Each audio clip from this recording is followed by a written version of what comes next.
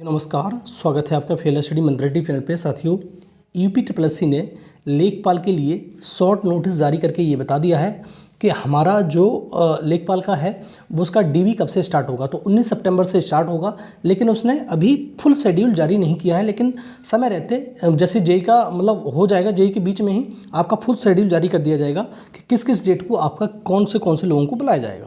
ठीक है, आपका पूरा का पूरा रोल नंबर वगैरह सारे दे दिए जाएंगे। ठीक है, अब देखो साथियों, बार बार साथी पूछ रहे हैं कि जो डॉक्यूमेंट वेरिफिकेशन के लिए कौन कौन से डॉक्यूमेंट हम तैयार करवा लें। देखो साथियों, पहले भी मैंने वीडियो बना रखी है इसके ऊपर, लेकिन एक बार फिर से आपको फ्रेश रूप में ये बताऊंगा कि कौन कौन से तो डॉक्यूमेंट तैयार कर लें आपको। और दूसरा, फालतू में ब्लॉटवेयर तैयार नहीं करना है। फालतू में दुनिया भर के तैयार किए जा रहे हो डॉक्यूमेंट, ये ले लो वो ले लो।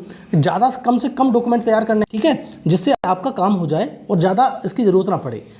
दूसरा साथियों, कि किसी भी डॉक्यूमेंट में अगर कोई गलती हो गई तो उसके लिए क्या किया जाए, इसके बारे में बताऊंगा। और किस डॉक्यूमेंट में गलती बिल्कुल भी मान्य नहीं होगी, अगर आपकी गलती हो जाती है तो आप रिजेक्ट हो जाएंगे, ये भी बताऊंगा। और ठीक है, तो इन सबसे पहले इन सभी बात करते हैं कि कौन कौन से डॉक्यूमेंट आप तैयार करा लेने हैं आपको, किसी डॉक्यूमेंट में गलती होने पर क्या करना है, और कौन कौन से डॉक्यूमेंट में गलती का कोई भी स्कोप नहीं है। तो आप शुरू करते हैं। डॉक्यूमेंट की लिस्ट आपको मैं एक बार दिखा देता हूँ। तो साथियों, ये डॉक्यूमेंट की लिस्ट है। तो आपको लेखपाल के लिए इतने ही डॉक्यूमेंट तैयार कराने हैं। आपको समझना है कि लेखपाल में इतने ही डॉक्यूमेंट की रिक्वायर्ड है। अगर आप हायर एजुकेशन हैं, लगाना चाहें तो लगा सकते हैं। जैसे मान लो कि आपने इंटर के तक ये फॉर्म पड़ा हुआ है, अगर आप कोई बीएससी, बीए, बीटेक या कुछ और डिग्री किए हुए हैं तो आप लगा सकते हैं, लेकिन उसकी कोई आवश्यकता नहीं है। तो आप एक एक करके सारे डॉक्यूमेंट ध्यान से देखिए और वही डॉक्यूमेंट तैयार कर लीजिए, अन्यथा की स्थिति में कोई डॉक्यूमेंट तैयार करने की जरूरत नहीं है। अब देखो, सबसे पहली बात करेंगे साथियों, 10th की मार्कशीट जो सभी के पास होती है। 10th की मार्कशीट होगी आपके पास में, नहीं है तो तैयार कर लेना। और ध्यान रखना, दो फोटोकॉपी तैयार करना। ओरिजिनल तो लेके जानी है, एक फोटोकॉपी फिर उसकी दूसरी फोटोकॉपी, दो मतलब तैयार करके रखना। दूसरा साथियों, आप होती है सर्टिफिकेट यूपी में सनद बोलते हैं। आप देखो, कुछ की तो जो पहले के होंगे करे हुए, मतलब पहले उन्होंने हाई स्कूल किया होगा, उनमें अलग अलग मिलता था हाई स्कूल की मार्कशीट और सनद। अब तो एक ही मिलती है, तो एक ही से काम चल जाएगा। दूसरा, 12th की मार्कशीट और 12th की सनद।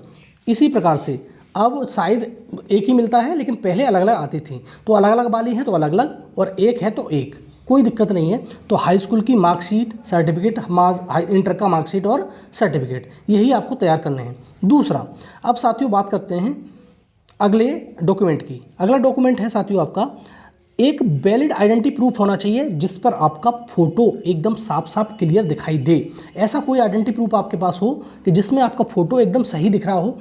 तो जैसे आपका आधार कार्ड, ये तो कंपलसरी है। देखो साथियों, आधार कार्ड आपके पास होना ही चाहिए, और जो आप में कोई भी मिस्टेक इसमें नहीं होनी चाहिए। आधार कार्ड में अगर कोई मिस्टेक है तो अभी सुधरवा सकते हो, तो कंपलसरी है। जो डॉक्यूमेंट कंपलसरी होगा उसको बता दूं कंपलसरी है। जैसे वोटर आईडी कार्ड है, वोटर आईडी कार्ड मैंने सिर्फ ऑप्शनल रखा है, किसके लिए, आपके लिए, आइडेंटिटी प्रूफ के लिए। पैन कार्ड चल जाएगा आपका, बैंक की पासबुक, और भी कोई आइडेंटिटी प्रूफ है तो वो भी चल जाएगा, कोई समस्या नहीं है। लेकिन आधार कार्ड मस्ट है आपके लिए, आधार कार्ड आपके पास चाहिए ही चाहिए। अगला साथियों, आपके पास छठा डॉक्यूमेंट होना चाहिए एप्लीकेशन फॉर्म। अब देखो, बहुत सारे लोग कहेंगे कि सर हमारे पास तो एक एप्लीकेशन फॉर्म है ही नहीं जो हमने भरा था।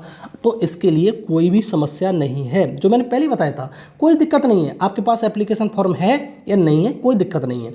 जो इंपॉर्टेंट होगा मैं जरूर बताऊंगा कि ये कंपलसरी डॉक्यूमेंट, इसके बिना काम नहीं चलेगा। पैन कार्ड कंपलसरी है, पैन कार्ड होना चाहिए आपके पास में। पीईटी का स्कोर कार्ड, इसके बिना काम नहीं चलेगा, कंपलसरी है। ठीक है साथियों, तो पीईटी का स्कोर कार्ड आपके पास बिल्कुल होना चाहिए, इसके बिना कोई भी आपका कार्य नहीं चलेगा।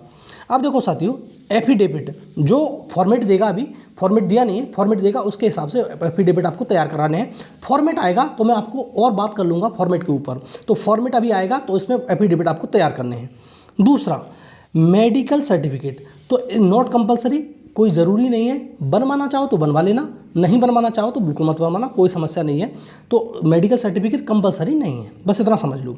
मेडिकल सर्टिफिकेट आपको चाहो तो बनवा लेना, चाहो तो कोई बात नहीं है। लेकिन अगला जो डॉक्यूमेंट है साथियों, कास्ट सर्टिफिकेट मस्ट है, कंपलसरी है।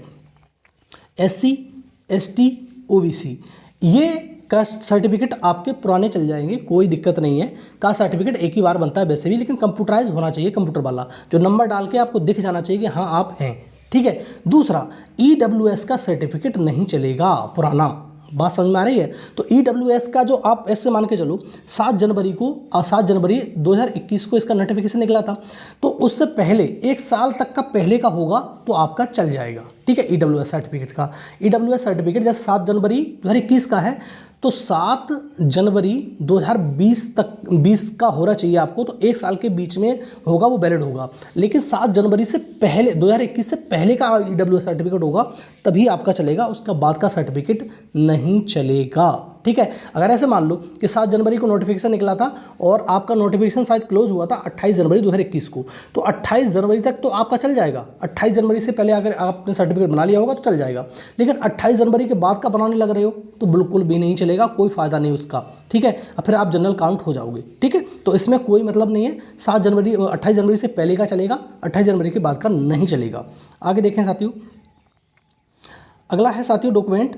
तो अगला डॉक्यूमेंट की बात करेंगे, आपका फ़ोटो, जो आपने साथियों जो फ़ोटो लगाए थे, जैसे तुम्हारा पीटी स्कोर कार्ड पे ही फ़ोटो होगा और तुम्हारा एडमिट कार्ड पे ही फ़ोटो होगा, तो वही फ़ोटो आपको लेके जानी है। अब तुम कहोगे कि वो फ़ोटो शायद खो गई सारे सर, तो क्या होगा? तो कोई दिक्कत नहीं है, ऐसा कुछ नहीं, तुम थोड़ी नहीं खो गए, ठीक है। आपका सब कुछ होगा, बायोमेट्रिक होगी, आइडेंटिफिकेशन होगा, सब कुछ होगा।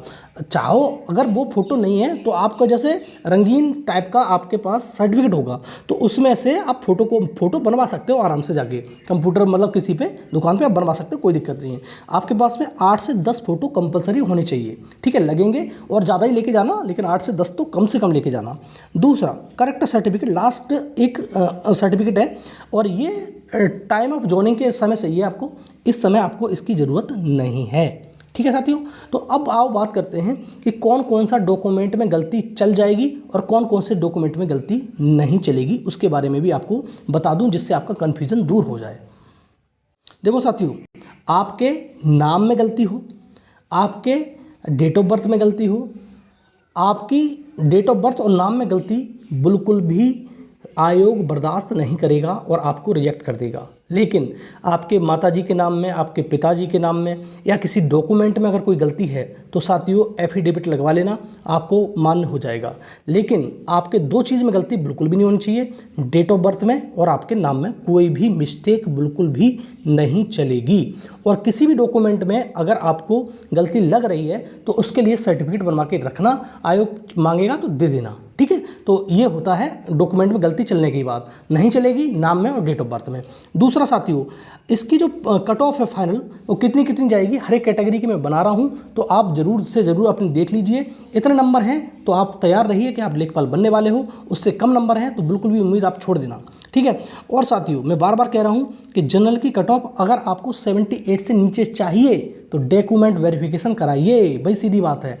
डॉक्यूमेंट तुम्हारा जो DB स्किप नहीं हुआ तो आपकी 78 से ऊपर ही जाएगी कट ऑफ, नीचे नहीं जाएगी। तो कोशिश करिए साथियों, कट ऑफ को कम करने के लिए, कट ऑफ को नीचे लाने के लिए आपको DB में भाग लेना पड़ेगा और DB स्किप भाग में लेना पड़ेगा और DB स्किप कराना ही पड़ेगा। तो सारे साथियों से एक बार फिर से रिक्वेस्ट है कि अगर आप इसमें कम नंबर पाए हैं या बॉर्डर पे हैं, डर लग रहा है, तो आप तुम्हारा जो डॉक्यूमेंट वेरिफिकेशन हो रहा है उसमें जो साथी लग गए हैं कहीं, उनका डॉक्यूमेंट वेरिफिकेशन स्किप कराने की कोशिश अवश्य करें, ठीक है साथियों। तो यह है वीडियो आज का, तो लाइक शेयर कर दिया करो वीडियो को साथियों, और चैनल पे पहली बार आए तो सब्सक्राइब करके रखो, ठीक है साथियों। धन्यवाद।